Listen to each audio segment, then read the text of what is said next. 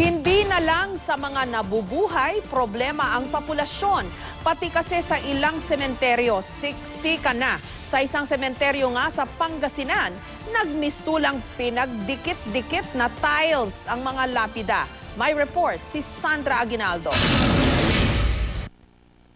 Siksikan at patong-patong na nicho, makipot at halos wala nang madaanan na sementeryo. Ganito katindi ang kailangang pagdaanan ng mga residente sa tuwing dadalaw sa kani-kanilang mga yumaong mahal sa buhay sa Roman Catholic Cemetery sa Binmalay, Pangasinan. Ang tinatayang daan-daan libong lapida nagmistulan ng tiles sa pagkakadikit-dikit. Paapa kami sa mga simento na lang, kahit ano na dyan. Yung lapida mismo? Opo. Ano paano yun? Diretso na lang tinatapakan o medyo? Tinatapakan.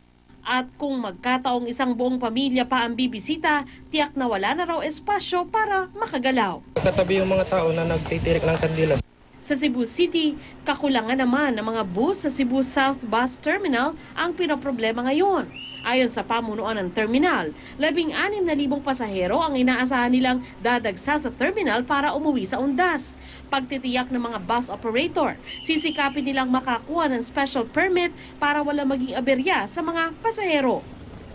Kasado na rin ang seguridad na ipatutupad sa araw ng mga patay.